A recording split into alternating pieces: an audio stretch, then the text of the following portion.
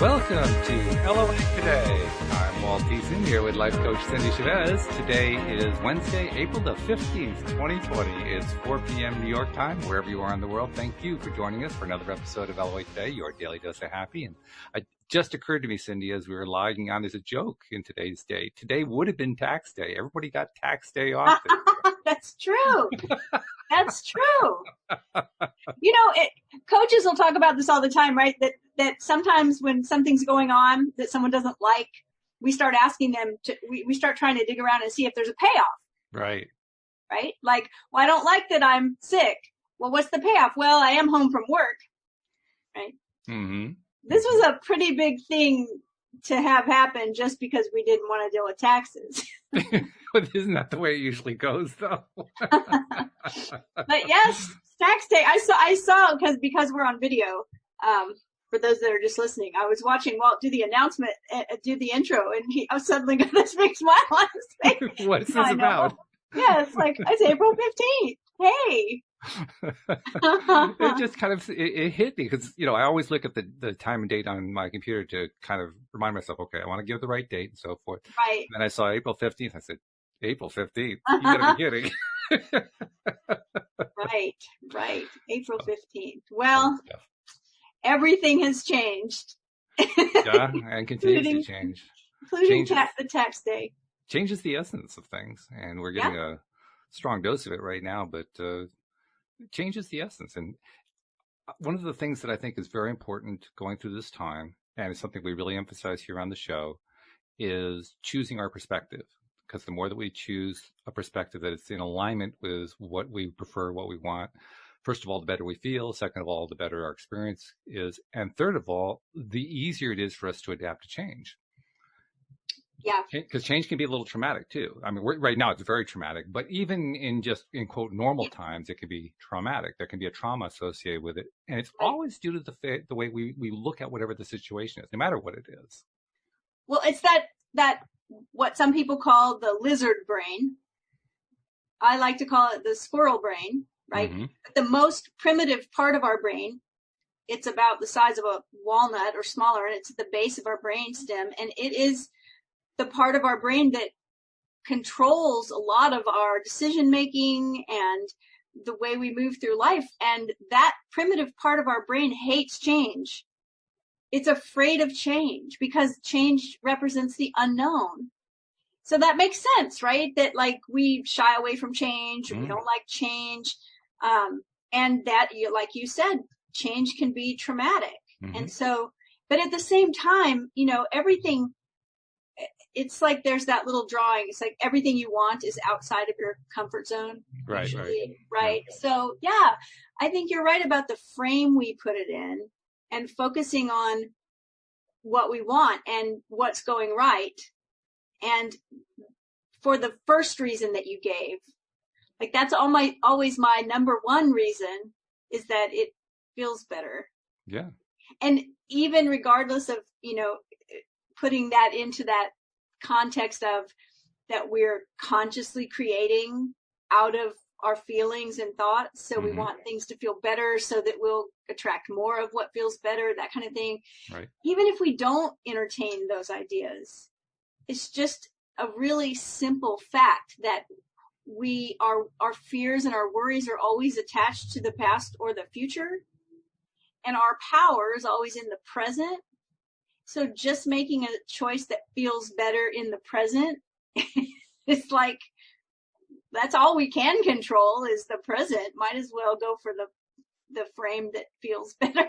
And right? The way that I started the show, in my mind, was an illustration of that. That's why I was saying it's so great. I love the way we do our show here because through doing the show and through my own work that I do in myself and the work that you do on yourself and so on and so forth, I've gotten to the point now where despite the fact we got all this craziness going on, I was able to look at the date and find something really funny in it quickly.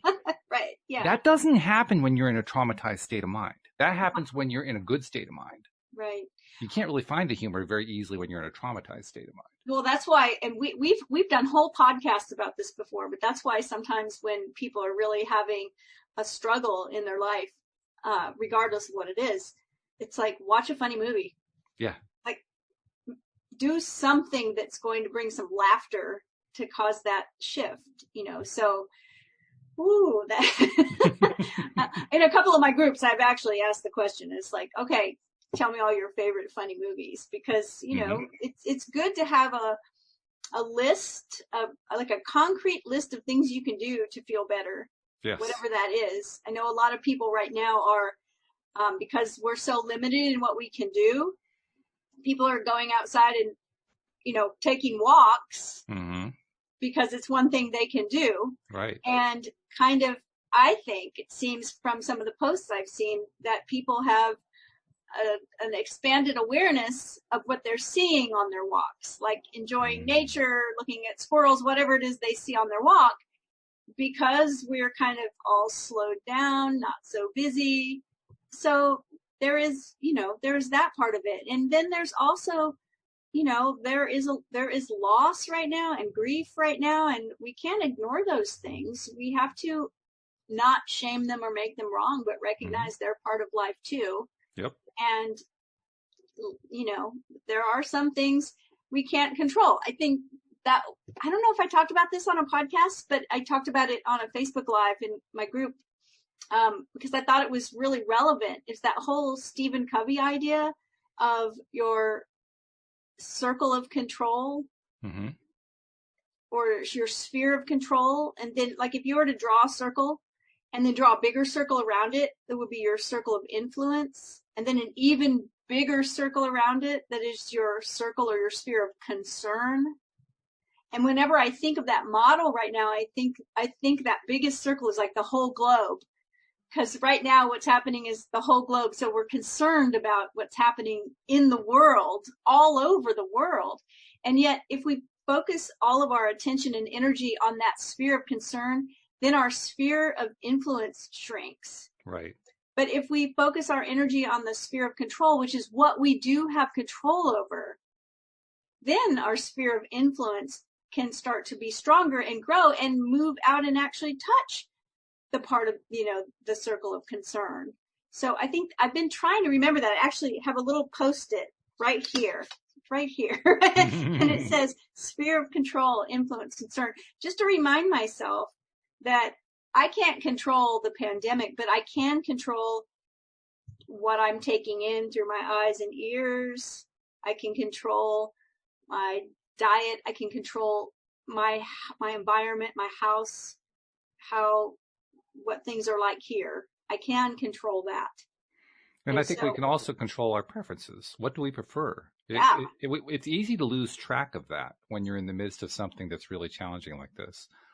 But that's when I think it's most important to take some time. And that's what gratitude and appreciation are all about. Taking the time to remember, oh, yeah, I really do value X, whatever X is. Yeah. I taught this little trick. I remembered it a week ago and thought, oh, my gosh, I haven't thought of this in a long time. But it's something that I've taught to clients that are dealing with feeling anything that they don't want to feel. And that is to find something in your environment that you appreciate. So look around and see something you appreciate. And it might even just be a color. Like maybe, you're sitting in your bedroom and you can look at your bedspread and you really like that color. It's just, it doesn't have to be any big, expensive, fancy, precious item. It's just something you appreciate. And then the trick is appreciate it, take a deep breath, and then appreciate it 10% more. And I know that sounds like, well, how do you do that? But your brain just knows how to do it when you give it that direction, right? It's just to appreciate it a little bit more. And it brings you so much into the present moment and into gratitude and appreciation that those feelings of being really ungrounded or feelings of being uncomfortable or worried or whatever kind of fade away a little bit. Actually, I would say it's pretty easy to do that extra 10% if you think about it in terms of this. All you're really having to do is give it more attention, which is what you're doing. Yes. You're giving it more attention. And so therefore you are giving it 10%. In fact, the longer that you give attention to it and the more spiritual energy, so to speak, that you give to it, the more focus you give to it, the more attention you're giving. So it becomes 20%, 30, 40, 50, 60. It just keeps growing and growing and growing and growing. Yeah. without end.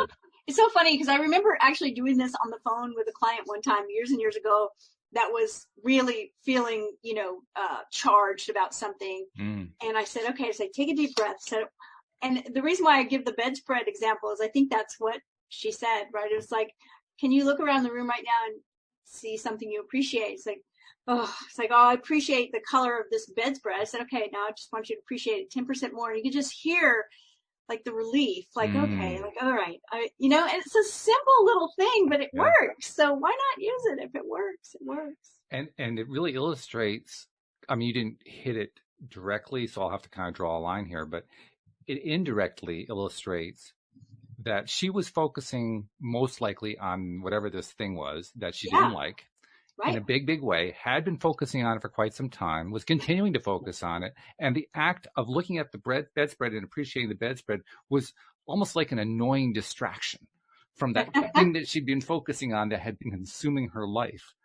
And the reason I say that's the important thing to look at is she was taking energy away from the thing that she didn't like, and for just a fraction of time putting it on the thing that she did like. And that's the exercise, taking it away from what you don't like and putting it onto what you do like. Because the interesting thing is that, if you would look at it as each of us have like the same amount of energy, and we're just focusing it, different percentage of it in different directions, right? So it's like, if you put more of your energy over there, it has to come from somewhere. That's right. Right? So that's the easiest way to create a shift. It's the same as when we talk about the levels of energy, where the lower levels are like victim energy, conflict energy, all of that.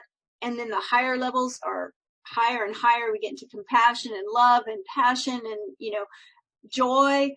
And we all have a certain amount of energy. And if we start putting it towards joy or towards those higher energy levels, it automatically, as soon as we release those lower energy, it has to go somewhere, pops up into the higher energy levels. It does. So it's a really good skill to be able to recognize that you can shift energy without making that energy bad. Yeah, right. Right? We don't have to shame ourselves. We don't have to shame the energy. We don't have to shame anything. Right. Because as soon as we put that judgment on it as bad, then we're down the judgment trail, and then we go down the guilt and blame trail, and there's just nothing good over there, It's 100%. Ugh. Right? Yeah. I was thinking about this though, like, because we've been talking about relationships on Wednesday, and I had read a couple posts from people that have really been struggling with this whole thing that we're all going through. And it's been affecting their relationships, probably because we're all a lot of togetherness. And I started thinking about years and years ago, my best friend and I started a business. And when we started the business, we went on a trip to get some mentoring from somebody who had a successful business that was the same as our business. So some training and some mentoring. And we were still making the decision if we were going to do this or not. And the person asked us if we fought well. And we had been best friends at the time for like 20 something years. And we were surprised by the question. And then we thought about it. We were like, yeah, we do. Like, we've been best friends for 25 years or something. Like, so yes, we've had disagreements, and we're great at dealing with them and understanding each other and moving through any kind of conflict. So I was thinking about that today, that the two things that really hurt relationships and make relationships difficult are judgment and blame. Right? And I was like, well, it's just energy levels. It's just like anything else. It's the thing that hurts our own conscious creation, whether we blame other people or we're blaming ourselves. Blame is blame. Whether we're judging other people, or we're judging ourselves, we're judging our emotions, we're judging our action. Whenever that judgment comes in, that's what causes problems. So I started thinking about people that are experiencing so much togetherness now that it's causing some friction, right? Sure. And like, I thought about that conversation of, do you guys fight well? Do you know how to disagree? Do you know, like, some people will tell me, it's like, oh, my partner and I never fight. And I always say, if you don't have a disagreement once in a while, then one of you doesn't think for yourself. There's truth to that. Yeah. I think there's also a distinction between disagreeing and fighting. Yeah. But some people make a judgment on any kind of disagreement. I always thought it was funny when my kids were growing up. If I spoke to them in a stern voice, they would say, Mom, stop yelling at me. And I never yell about anything, right? It's like, you don't know what yelling is if you But I think we do that. That's, I think, a judgment that we put on it, right? It's like because disagreements don't usually feel good to people. And of course, fights never feel good. And yes, I agree with you. There's a big difference. But do you know how to have a conversation where you're not in agreement? How do you work through, and I'm talking about, these can be little things. You know how many people get into a flat out fight and then say later, I don't even remember what started it? Sure. Well, if you really think about it, every fight starts off as a little disagreement. If you look at the very, very origins of it, very original place that it all started, off as this little thing, and it quickly escalated, but it always started small. Right. So can I give some tips about this? Yeah, sure. Yeah. Okay. So here's the first one, and that is knowing the difference between an observation and a judgment. And so, right. So the example that I like to use sometimes is to say, that if you say, Bill played a whole season of baseball and never got a base hit. Okay. That's an observation. We can look back at all the stats and see if Bill got a base hit. Sure. And how many games Bill played. Right. Just an observation. Now, if I say Bill is a terrible baseball player, that's a judgment, right? So like when we are going to have a conversation about something, it's very often much easier of a conversation if we'll remember that and we'll just state an observation. Right. So there's a difference between saying, you told me you'd be here at 8:00 and you showed up at 8:15. Then if you say, well, because you don't care enough about me to show up on time. One's an observation and the other one's a judgment. So if we can stick to observations.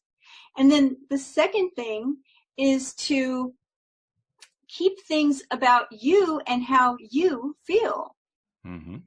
Because that's something that really can't be argued with.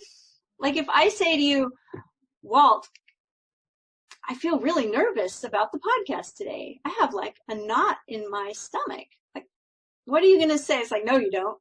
No, I mean, that's all me.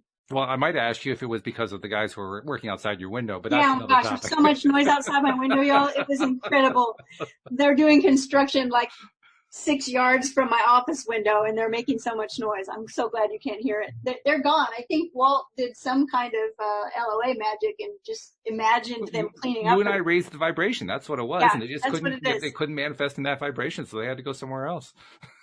So if you keep it about you, even when you're dealing with another person and something that happens bothers you, right? Like if someone says something and you feel a certain way because of it, you can still let them know, but keep it about you. So when we make a judgment about them and say, well, because you were so whatever, right?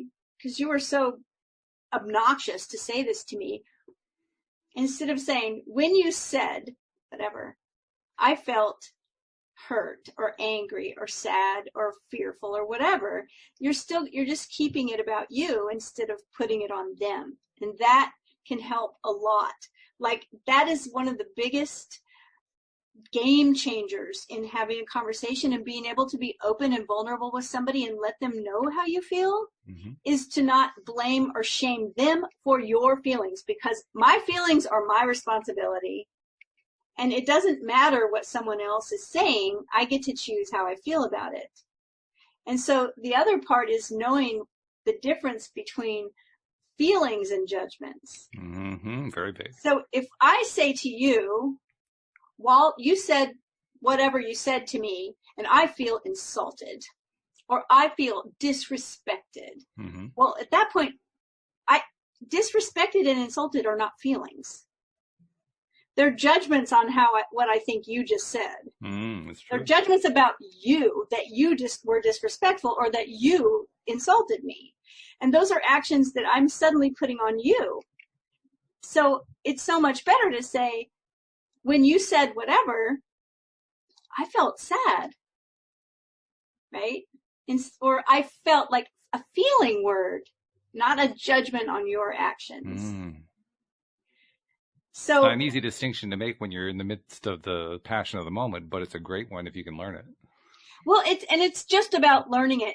Here's what helps. It's having a really good feeling word vocabulary, because most of us have about 5 or 6 feeling word vocabulary, right? But the basic ones are mad, glad, sad, and scared. Those are the 4 kind of basic emotions. So you can start there. If you don't know any more, that's enough. Yeah. But then, of course, I once had a list of like 1,000 feeling words. It was amazing. Whoa, 1,000. Right. And so if you can learn to start, it takes a while at first to be able to say, how do I feel? What am I feeling? But it's not, I feel abused, I feel insulted, I feel disrespected, I feel taken advantage of. None of those are feelings. They're all judgments about what someone else is doing. It's true. It's very true. And they all might be true. Yeah. But they're not feelings. And so as soon as you use words like that, you're pointing the finger at the other person. And what does that mean you're doing? Blaming and judging. That's true. Yeah. And that's a really low level of energy. So it's hard to create anything good from that level. You don't create things that feel good from that level. Yeah. There were 2 thoughts I had as you were describing that, and it was described beautifully. First one being, there have been times, particularly in my past, not so much lately being in the last few years, but further in my past, where I would have had a hard time identifying what I was feeling using any label. And that's where the Abraham Hicks approach really worked for me, because all I had to do with Abraham Hicks was say, does it feel good or does it feel bad? Do I like the feeling or do I dislike the feeling? Yes. And I didn't have to figure out, was it sadness? Was it loneliness? Was it frustration? It just didn't feel good. It was that simple. Yeah. You know? And the simple question that I've heard you say before is like, what would feel better? Yes. Right? Which is a wonderful thing to do. Yeah. The other thought that came to my mind, and this is sort of like the advanced version, I think, of one of the tips that you gave, because you were talking about, are you using words that have feelings associated, or are they words that have blame associated with them? And I had this little this little conversation going on in my head with some abstract fake person. Like, I was hearing this other person, I don't know who it was, just saying this thing, and they were saying very angrily and very frustrated, I feel so unhappy with you right now. Okay, so here, and hey, that's it. So then we go here. We recognize that whenever we feel something that we don't like, even if we can't name it, it is because we have a need that is not being met. Yes. So, I mean, think about things that don't have to do with other people. Like, if you've ever missed a couple of meals for whatever reason, maybe unintentionally, or maybe intentionally, maybe you've decided to do a fast. It doesn't feel really good. True. Hunger pains don't feel good, right? So when you feel something that doesn't feel good, it's because you have a need that's not being met. In that case, you need food, right? Or, you know what they say, there's a great acronym, HALT, H-A-L-T, hungry, angry, lonely, tired. Don't make decisions when you're in any of those states. That's right. Right?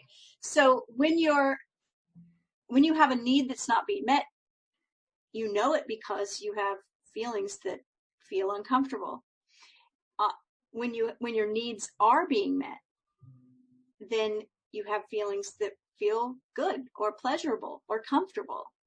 And so when you go back to that, like, I feel so unhappy. Now, what you said, I feel so unhappy with you right now, right? Right? There's that finger pointing with you. If you like take a moment, and sometimes I have done this before where I really had to like kind of strain my brain for a minute, especially in those times where it's just so much easier to blame someone else, right? It's so much easier to say, oh, you're such an idiot.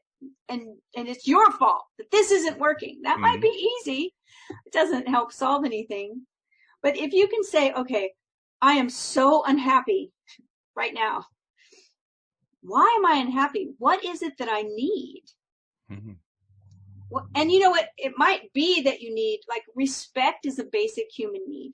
Right. Right?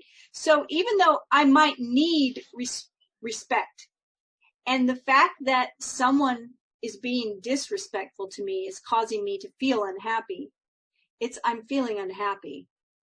I'm not feeling disrespected. That's not a feeling. Right? So communicating it is like, I feel really unhappy because I have a need for respect. And there's also a variation on the same theme that I think might be fun to address. Well, fun perhaps is the wrong word. Beneficial, maybe? Beneficial, yeah, that's good. And that is to kind of use your baseball analogy. You talked about saying, well, Bill has no hits in the last 15 at-bats, you know. There are a couple ways you could say that. You could say, well, Bill doesn't have any hits in his last 15 at-bats. Or you could say, oh, Bill doesn't have any hits in his last 15 at-bats. Can you believe it? Yeah, tone. Entirely different feelings. Tone is important. Right. You can also, when you're listening to someone speak, and it's interesting, like, we're on video for our podcast, and people that I coach, if they're in the United States, we coach via telephone. But if they're outside of the United States, we often use Skype. And I've been asked by, clients when they're hiring me, they're really surprised that I don't do video. And the reason for that is that when you're on video with someone, you're generally giving your attention to what you see. And that takes away from my ability to hear what I hear. Ah, okay. And I always jokingly say I can hear facial expressions. I like that, though. That's good. I can hear, and it's the charge in someone's voice, the energy that shows up when someone's speaking can tell you so much. And when you learn how to listen to yourself that way, you'll recognize when you're talking about something, if there's a charge on it, right? You'll recognize because your voice does what you just did, right? It's like that. It's building up the energy there. And so when you get really good at this with yourself, it will change all your relationships because you start making many more observations than judgments, which already just that act is going to pop your energy up from those lower levels into higher levels. And the higher your energy level, the higher your level of consciousness, the easier it is for you to create at will whatever you want to create. It's true. Right? Yeah. So in these times when we're all isolated, we're all at home. My friend, one of my best friends, her business is that she helps people use their homes as manifesting tools. And she is refusing to call this isolation or social distancing. She calls it cocooning. Oh, okay. We're all in our cocoons. And I said to her, it's the perfect word to use because of the transformation that takes place in a cocoon. Right, sure. And when we all come out of this, things are going to be different. We will be different from staying here in our cocoon. So in this time where we are either alone, because that's troublesome for some people, when the only connection that they get is when they leave their house and now they can't leave their house. Or for people that are suddenly enjoying a little too much togetherness. These ideas. I love that phrasing. These ideas are important. And you can change your whole life and your relationships completely with this little set of ideas. Mm-hmm. Observations instead of judgments, feelings, and then knowing what you need, and knowing the difference between a need and a strategy. Very good. I like that. Very, very different, right? So if I tell you, Walt, I need you to pick me up and take me to lunch, mm-hmm. That is not a need. That is a strategy that I've devised in my head to get some other need met. Okay. Now, I may need transportation. I may need food. I may need friendship and connection. But I don't really, having you come get me and take me to lunch somewhere, that is how I'm strategizing to get these needs met. Right. So many times, here's how to tell. If you think you need a specific person to do a specific thing, it's probably a strategy. Yes. Right? Very good. Right. So it's like people that say, well, I need my husband to XYZ, or I need my wife to XYZ, whatever it is. Probably a strategy. Doesn't mean it's not a valid need. No. But we're all responsible for getting our own needs met.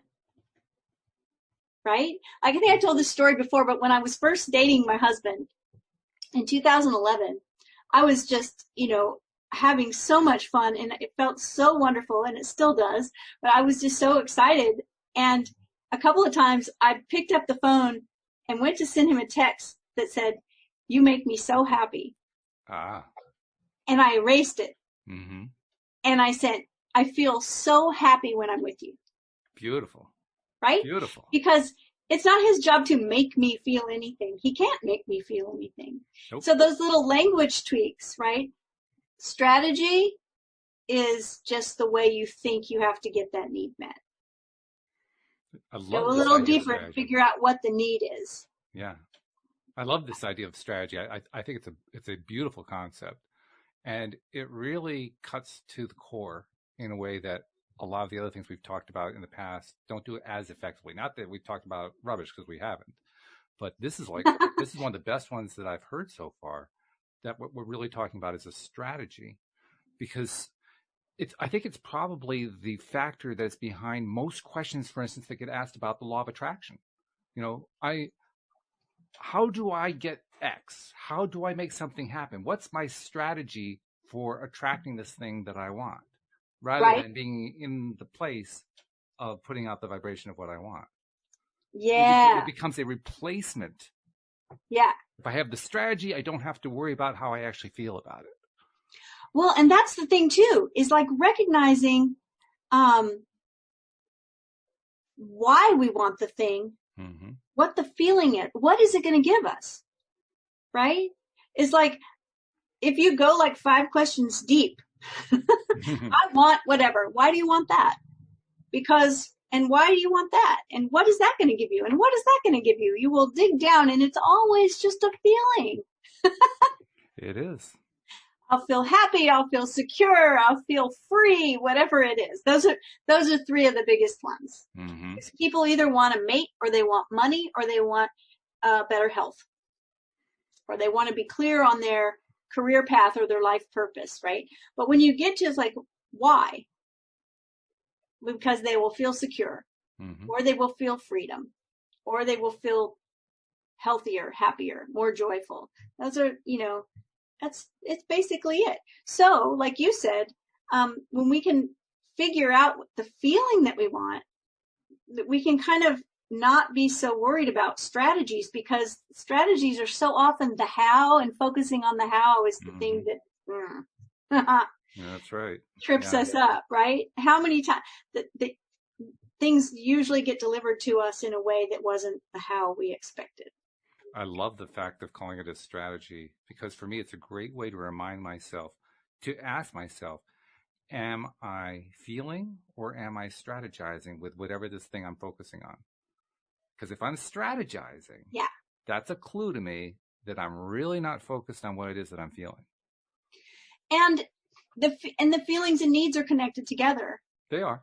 Right? So it's like, if we realize that we think somebody needs to do a certain thing, but we go, what's the real need there? Mm-hmm.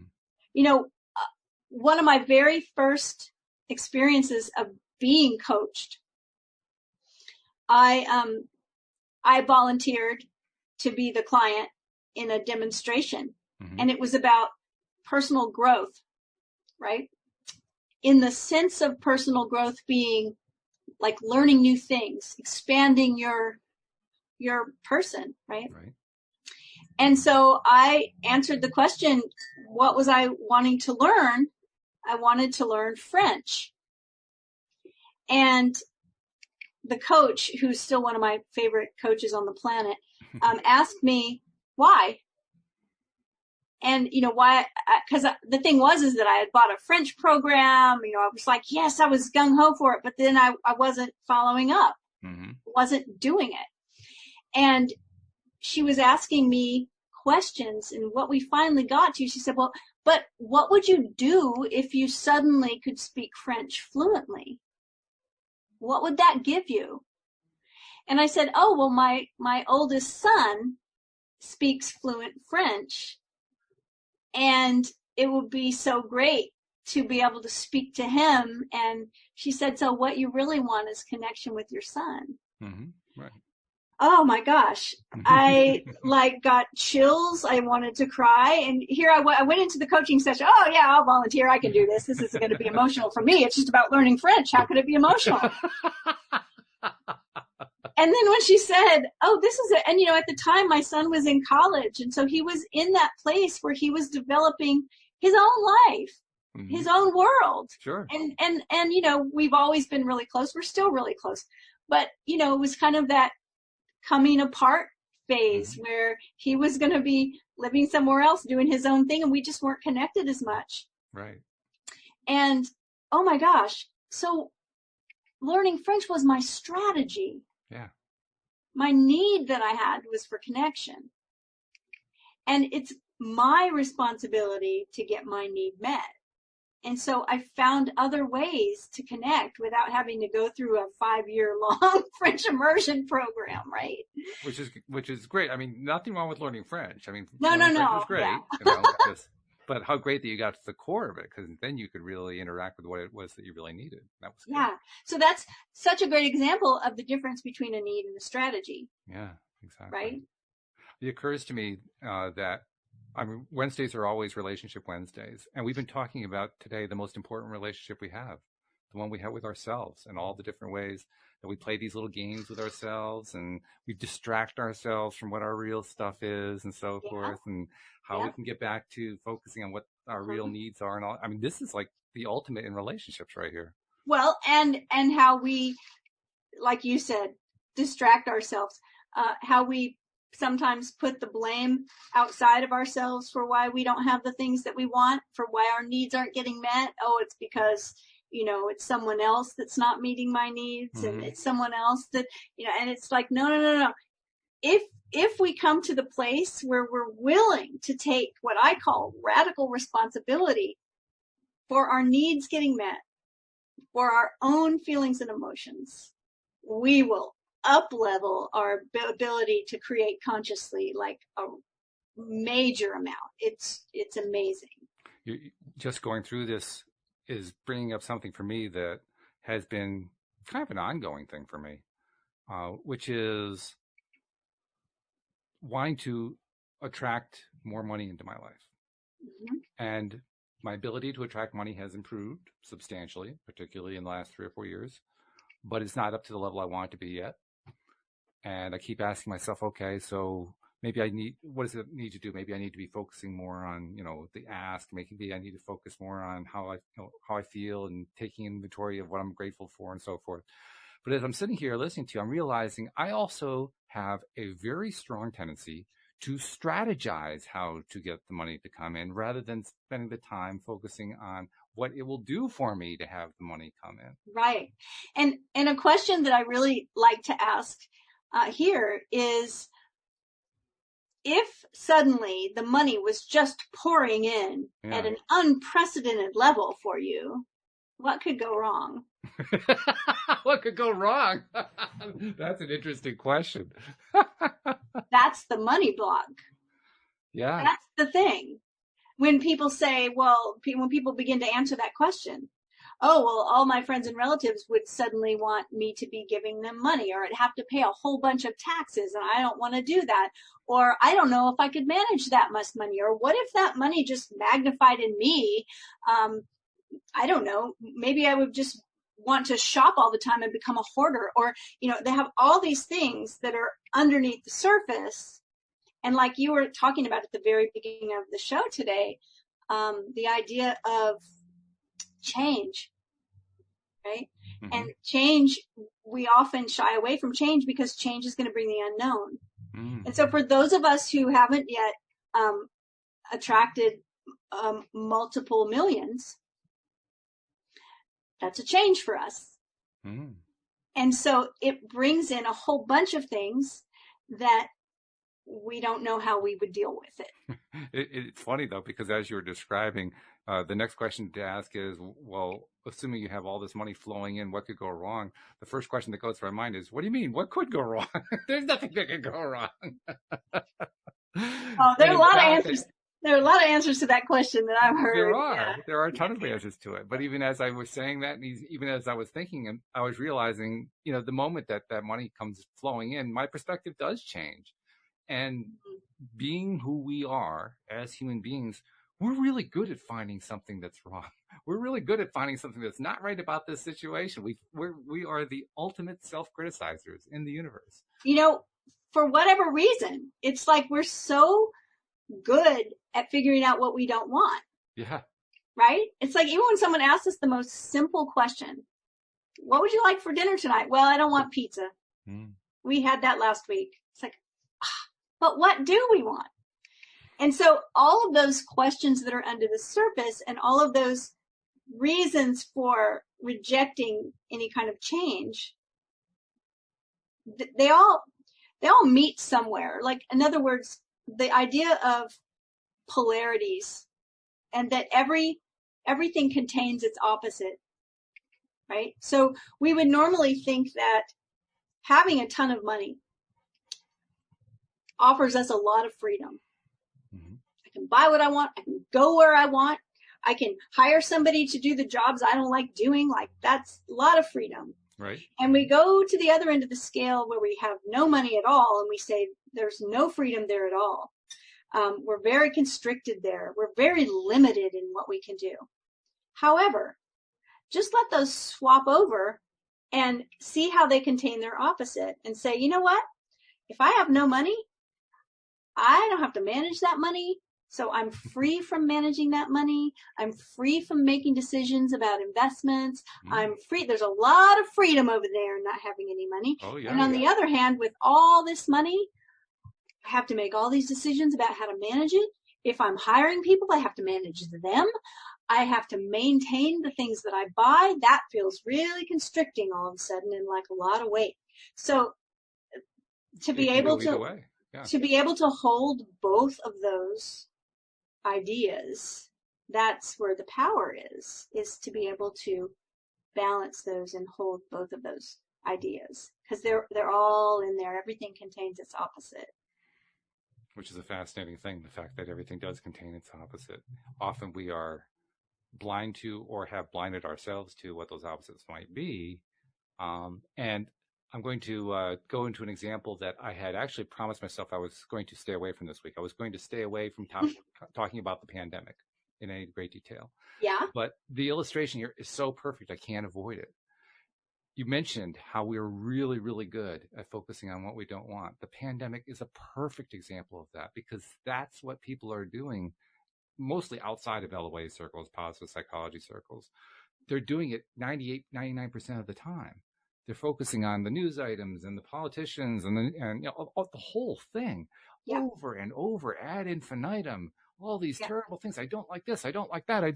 This is awful. I'm scared about this. I'm afraid of that. But never are we taking the time in that scenario to ask, what do I want instead?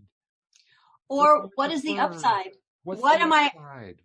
It's like, what am I experiencing right now that is good? And look, it may be only a tiny sliver of something compared to all the other things that you could focus on that don't feel good.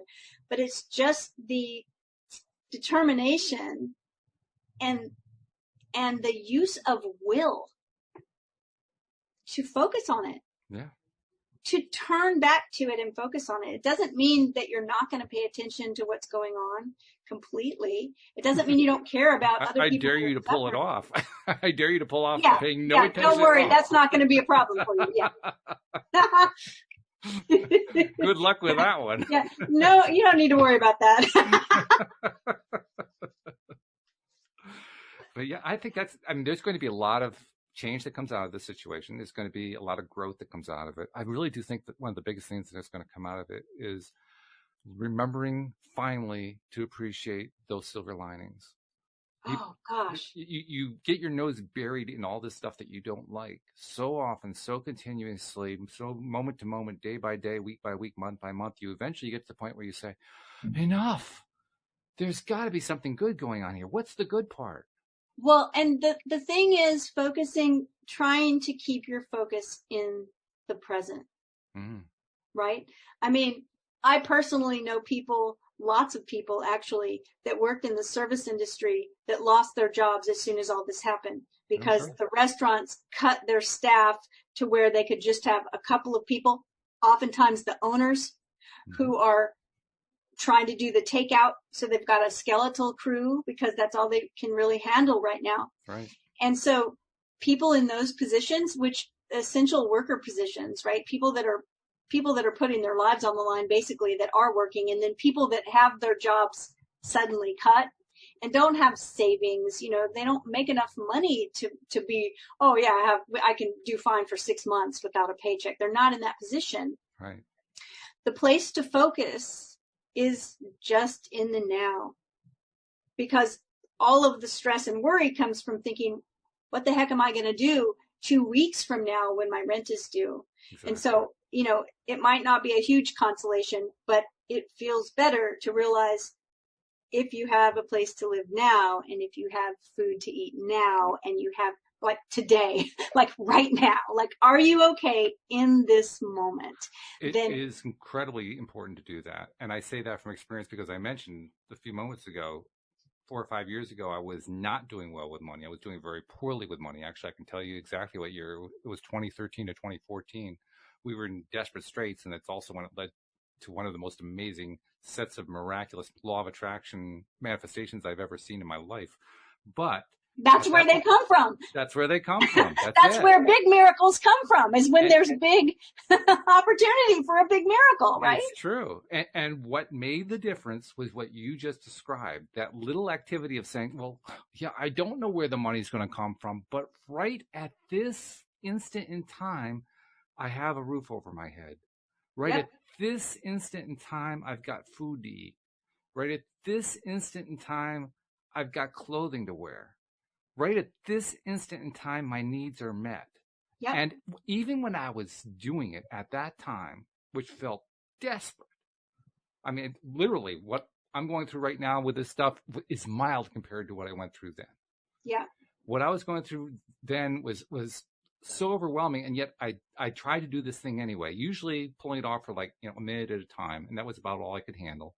But just the act of doing that did one very, very important thing right off the bat before it accomplished anything else. It calmed me down. Yes. It calmed me down.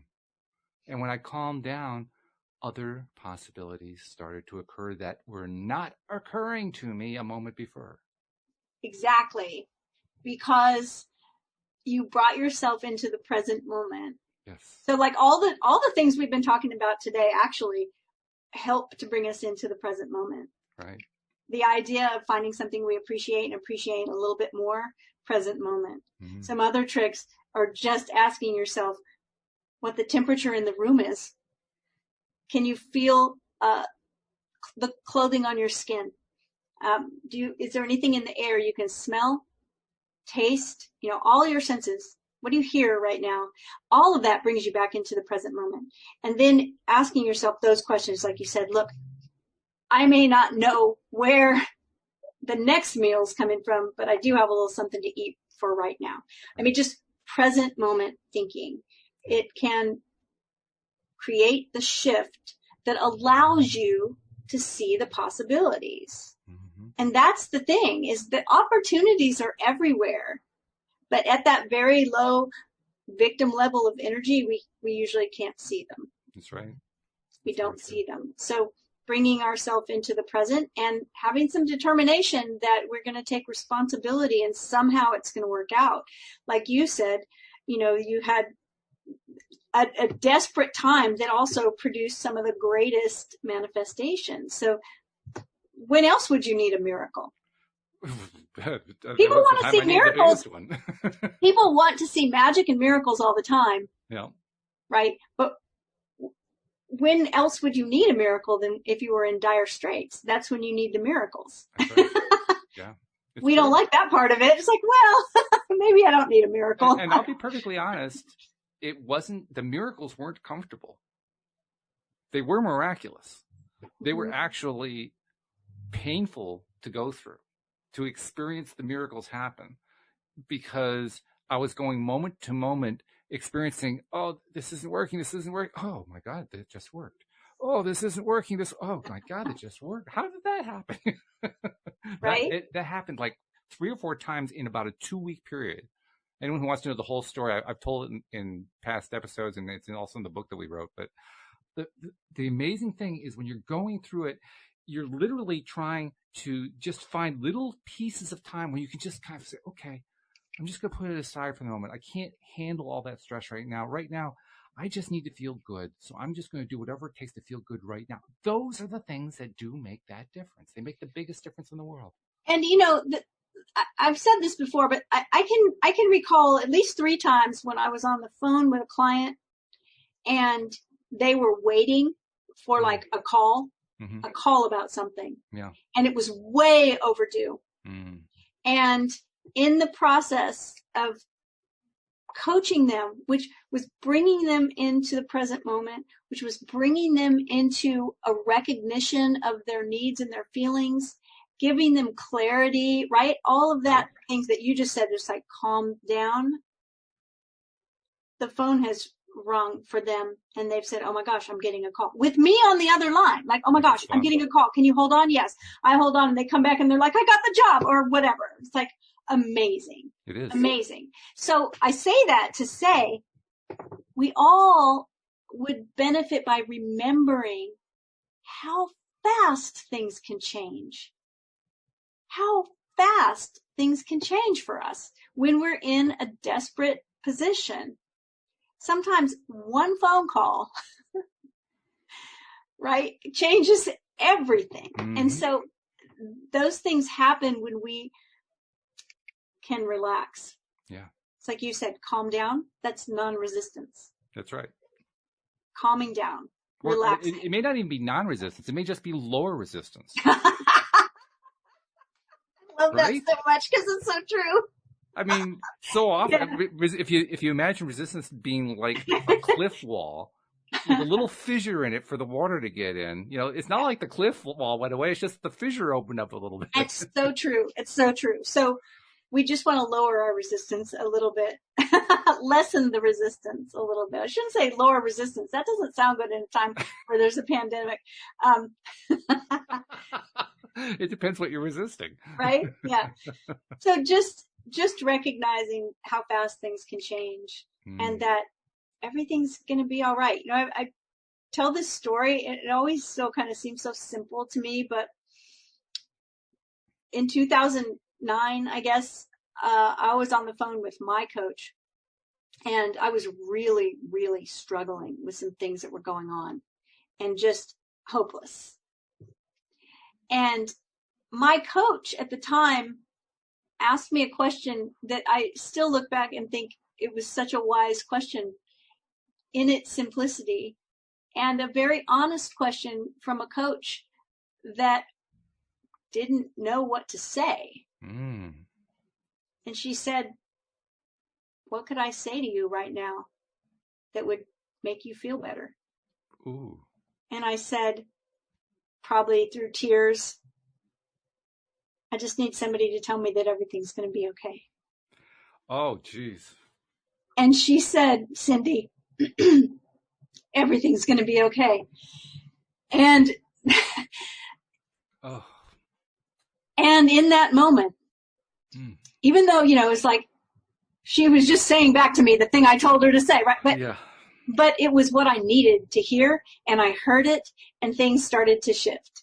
And so I'm just saying that to anybody listening. Everything's going to be okay. That thought, of wanting to hear that everything is going to be okay, took me right back to 2013, 2014. That was exactly the phrase I wanted to hear. Precisely word for word. Yeah. Yeah. And I know there are a lot of people right now that need to hear that as well, right? So from us to you, everything's going to be okay. Absolutely true. And here's an interesting nuance on it too, because one of the things that some people will say in response to that is, well, we know everything's not going to be okay. People are dying, people are sick, blah, blah, they'll list all the things that are going wrong. And it's a hard answer perhaps for somebody like that to hear, partly because they don't really want to hear it. But you know what? Even in those situations, it's still all going to be okay. Yeah, no, exactly. It's still that's going to be that's okay. When I always go back to the idea of like sacred contracts. Do I know it's true? No. Can I tell you for absolute 100% certain that I made certain intentions before I came into being in this incarnation? No. But it's really useful and helpful for me to choose to entertain that idea. And to say, maybe this is what certain people signed up for. So that they could teach us something, so that we could learn something, so that they could learn something, whatever it is. It's not easy to hear, but to me, it's easier than complete, futility and hopelessness. To recognize that change is constant in nature and that this too shall pass. I would say from my own experience that futility, hopelessness, which I would kind of glop together under the word depression. Depression, in my mind, is the worst. It's worse than anything. And there are many people who are depressed who agree because they kill themselves because they think it's better. There's really nothing worse than just living constantly in a depressed state, in a state of lack, in a state of hopelessness, in a state of absolute feeling of dread. There's nothing worse than that. No death is worse than that. No life is worse than that. I mean, that is the worst you can possibly get at. It reminds me of, I think it was Tim Ferriss that wrote about when he was suffering from depression and was suicidal. And that the thing that stopped him was that he asked himself, what if I kill myself and it's actually not any better? Oh my goodness. What a way of thinking about it. Holy cow. Oh. So yeah, depression is so painful. And, I'm always the first person to encourage someone, if you're suffering from depression, reach out for help. Yes. Right? Reach out for help. And find what helps you feel better. And I'd also point out that is absolutely the best time to climb out of your comfort zone, because your comfort zone is no longer giving you any comfort at all. Ooh, yeah. Good point. Yeah. Our comfort zone is often anything but comfortable. Yeah. Yeah, that's true. Yeah. So take a risk, have the conversation, learn some new skills like putting, observation ahead of judgments, finding out what it is you really need that's not being fulfilled, that's causing you to have feelings that are uncomfortable, and make a determination within yourself that you're going to get those needs met. Really good. It's a great way to summarize the show, too. Hey, before we sign off, I want to make sure I give 2 promo announcements. Normally we do them earlier on Wednesdays, but we were getting into this. This is good. We just kind of slipped the mind. But 2 announcements. First one is a relatively new one that I'm doing this week. We're doing a promotion to try to reach out to people who have not yet heard about LOA Today. We're trying to encourage more and more people to take it into their lives, particularly now. I just feel like this it's a really strong thing for me. I want more people to know about LOA Today, because people today especially need to have that good feeling outlet, and there are so few of them. For certain people, there are so few of them out there. So I'm trying to reach them. One of the ways that I'm reaching them is through direct promotion. And I have a little video I created that I posted on the LOA Today page at Facebook that I'm using for that purpose. And I'm asking listeners, and many listeners have done this so far, so thank you to those of you who have done it. I'm asking listeners, sure, share, like it and all that kind of stuff. That's great. But I really want comments, because I want people who see the post to see all these comments from listeners saying why they like the show. So please take the time. Go to the Facebook page for LOA Today. You'll see it at the top. I pinned it at the top, so it'll be the first main post that you see. And just say something about why you like LOA Today. Presuming that you like LOA Today. I imagine if you've listened this far, you probably do like it. That's kind of an educated guess, But seriously, I'm really looking for more and more people to do that, because I want, when people see this post for the first time, I want them to see all these people saying, yes, this is really valuable to me to have this kind of entertainment 5 days a week that really lifts me up. Because then they're going to be more likely to give it a shot. Whereas if they don't see a whole lot of activity there, it's very easy to say, there's probably nothing to that. And we know there's something to it. So that's why I wanted to encourage people who have not heard about the show to give it a try, and you can play a big role in helping to make that happen. So please do that. And then, of course, the other promotional message, the one that we do all the time, is, are you subscribed? Well, if you're not subscribed, most of you are, but if you're not subscribed, please become a subscriber. And if you don't know how to do it, we've set it up on loatoday.net's homepage.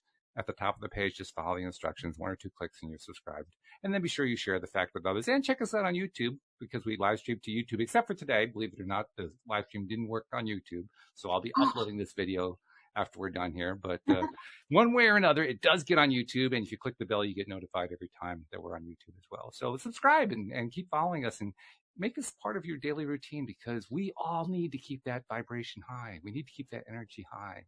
And we here at LOA Today aim to help you do exactly that. So, agreed. So Cindie, thank you very much for being one of our elevation raisers. We really appreciate that. Thank you also to our podcast listeners as well. We'll see you all next time here on LOA Today. Goodbye. Bye, everyone.